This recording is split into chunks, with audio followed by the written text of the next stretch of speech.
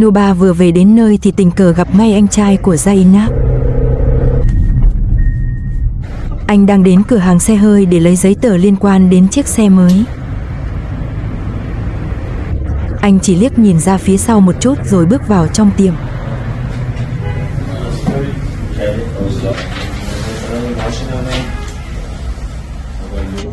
Ông chủ lấy ra các giấy tờ xe đứng tên anh trai, giao cho anh, bao gồm cả các khoản thuế liên quan đến xe và chi tiết lịch hẹn đổi biển số. Ông chủ đã giải thích rõ ràng từng chi tiết với anh.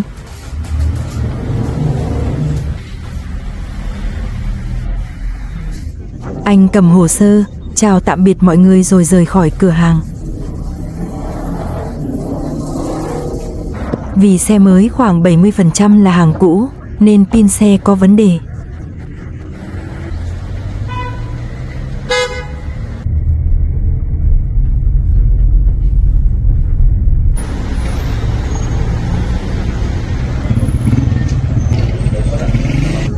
Hôm qua anh mượn tạm pin của bạn để dùng trước.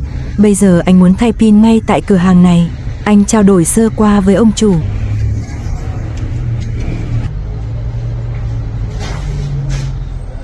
Ông chủ giúp anh chọn một cục pin có hiệu suất tốt và giá cả hợp lý.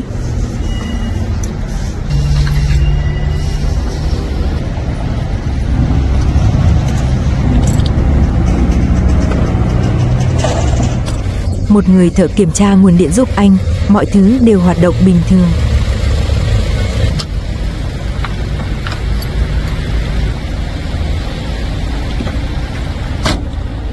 Anh đến quầy thanh toán, ông chủ nói với anh rằng pin có bảo hành, nhưng cần kích hoạt online.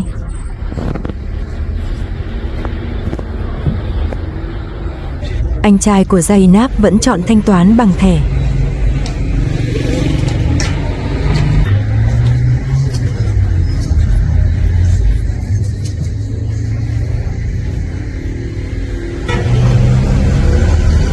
Sau khi thanh toán, anh lái xe đến tiệm cắt tóc của bạn để cạo râu.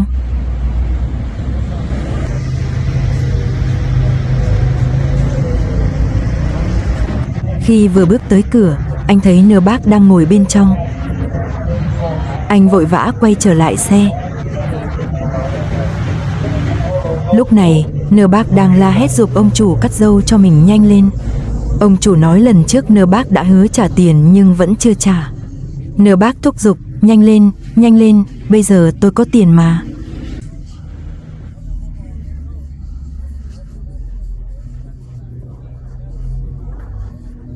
Anh ta nói, mẹ tôi gọi nói có việc gấp, nên tôi xin phép về gấp, rất vội, cắt xong tôi phải đi liền. Ông chủ hỏi, anh đã xin phép ra ngoài lúc nào vậy? Nơ Bác đáp, vợ tôi đem xe đi thế chấp để lấy tiền trợ cấp nuôi con. Giờ tôi ra ngoài là phải đưa tiền hồi môn cho cô ấy, mà tôi không muốn đưa.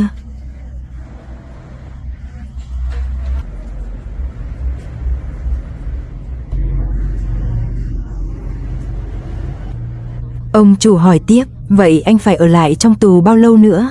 Nơ Bác nổi nóng, bảo ông chủ đừng hỏi lắm chuyện. Nếu còn hỏi mấy chuyện làm anh khó chịu, thì anh sẽ đứng dậy cạo chọc cả đầu lẫn râu của ông chủ.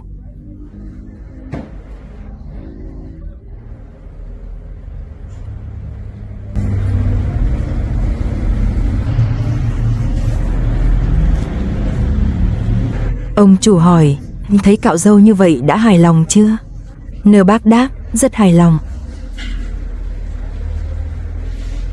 Anh ta hỏi, cả lần này và lần trước hết bao nhiêu tiền? Ông chủ bảo, nói ra anh cũng chẳng trả nổi. Nơ Bác nói, có chút tiền vậy mà cũng sợ tôi không trả à?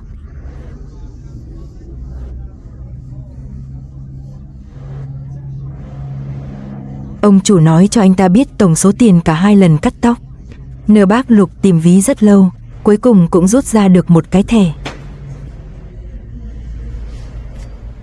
Anh ta muốn tự quẹt thẻ luôn, nhưng lại không biết dùng. Anh quay lại bảo ông chủ quẹt giúp. Nơ Bác còn mặc cả, anh giảm cho tôi chút đi, tôi còn phải tiết kiệm để trả tiền hồi môn nữa.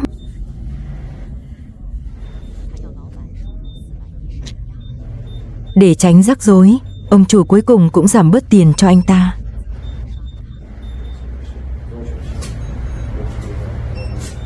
Nơ bác cảm ơn ông chủ.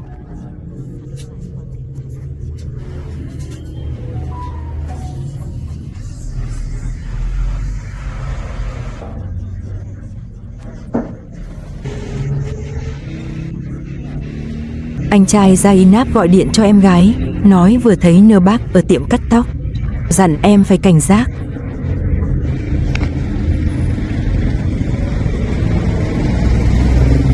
Anh trai Zainab quyết định quay lại tiệm để hỏi Ada xem có biết chuyện gì không. Anh cẩn thận quan sát hướng Nơ bác rời đi. Khi chắc chắn anh ta đã rời xa, anh mới bước vào tiệm lại. Anh kéo ông chủ ra hỏi Ada, anh có quen thân với người đàn ông lúc nãy không? Ada đáp, tôi không thân lắm. Trước đây anh ta là người tử tế, giờ thì có vẻ đã thay đổi rồi.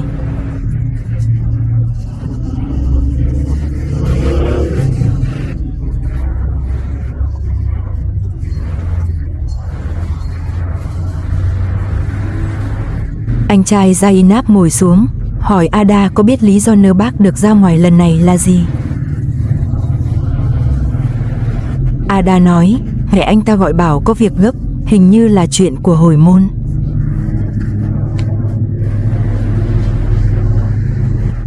Anh trai Zainab giải thích mối quan hệ giữa Nơ bác và gia đình mình. Anh lo rằng Nơ bác ra ngoài sẽ gây rắc rối cho em gái và các cháu. Ông chủ cho rằng Nơ bác là người khó chịu, dặn anh trai Zainab phải cẩn thận. Anh nói, đừng để anh ta biết là tôi có nói chuyện với anh nhé. Ada đáp, tôi không ngu đâu, anh cứ yên tâm.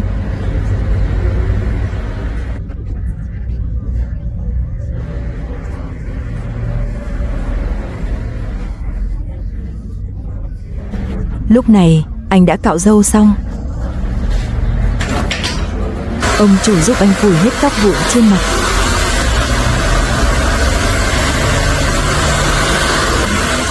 Đột nhiên, anh nhớ ra vì vội nên để quên ví tiền xe. Ông chủ bảo không sao, dặn anh đi cẩn thận. Anh cảm ơn rồi rời đi vội vàng.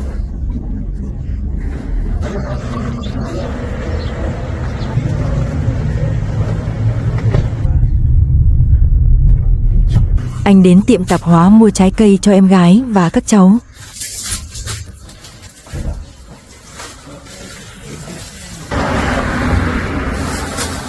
Đã cạo râu nên anh trông vẫn rất điển trai.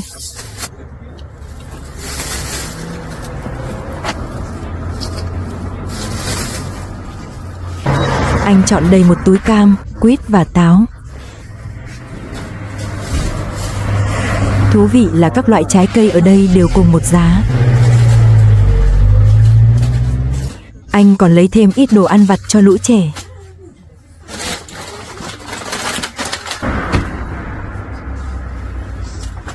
Tay xách 2 túi to. Anh lên xe chạy về nhà em gái. Đúng lúc đó, đứa con thứ hai tan học về. Nó hét lên, mẹ ơi, cậu đến rồi.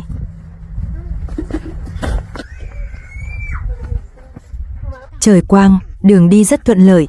Anh lái xe vào tới tận cổng nhà em gái. Đứa con thứ ba đã đứng chờ ở đó để đón cậu. Anh nhẹ nhàng hôn lên má đứa nhỏ. Anh gọi Zainab ra nói chuyện. Em theo anh ra đây, anh có nhiều chuyện muốn nói.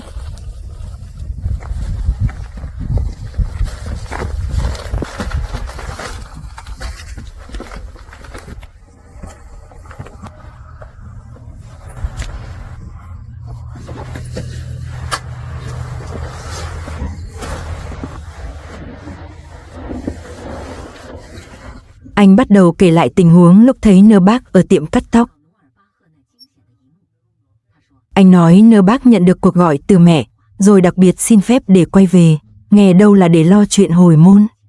Anh ta có vẻ rất vội, chắc chỉ được nghỉ thời gian ngắn. Anh trai Zainab lo lắng Nơ bác sẽ lại gây rắc rối cho em gái.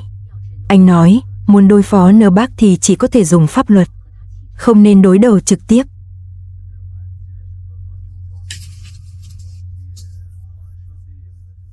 Anh hỏi đứa con thứ hai, Yanda đâu rồi? Zainab đáp, Yanda vừa đi học. Anh nói, lát nữa tan học để anh đi đón. Đứa thứ hai hỏi, cậu ơi, tối nay cậu đừng đi có được không? Con sợ ba lại đánh tụi con. Anh đáp, được rồi, lát nữa cậu nói với mợ tối nay cậu sẽ ở lại đây với các cháu. Anh bảo các bé gái mở bánh kẹo ra ăn.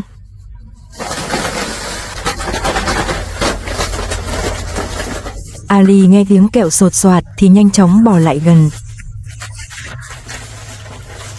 Đứa thứ hai chọn ngay một món ngon đưa cho Ali.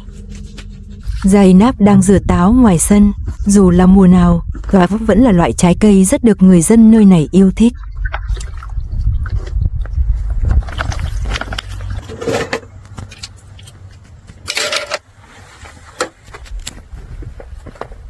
Anh trai Zainab kiên nhẫn lột vỏ quýt cho Ali. Ánh mắt đầy yêu thương của anh qua màn hình cũng khiến người xem cảm thấy ấm lòng.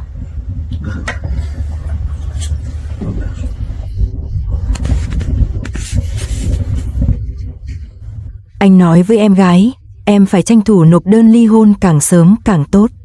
Như vậy hắn ta sẽ không dám làm gì em.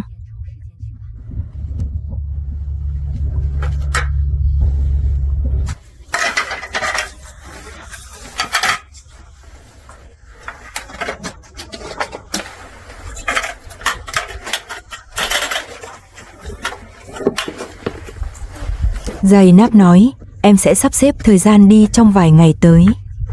Zainab dẫn anh ra xem thành quả ngày hôm qua. Anh rất bất ngờ, cô nói, định làm nhà tắm sát tường, còn bếp thì để bên ngoài.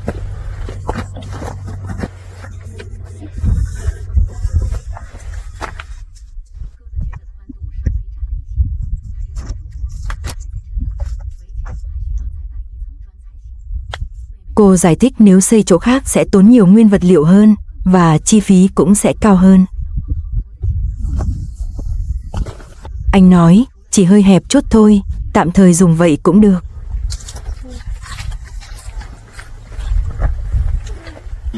Zainab nói hôm qua bạn anh Hamila đã chở gạch tới.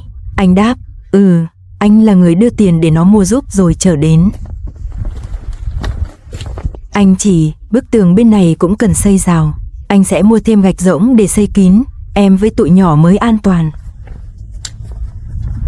Anh còn nói sau khi làm xong tường, anh sẽ tìm việc làm cho em gái.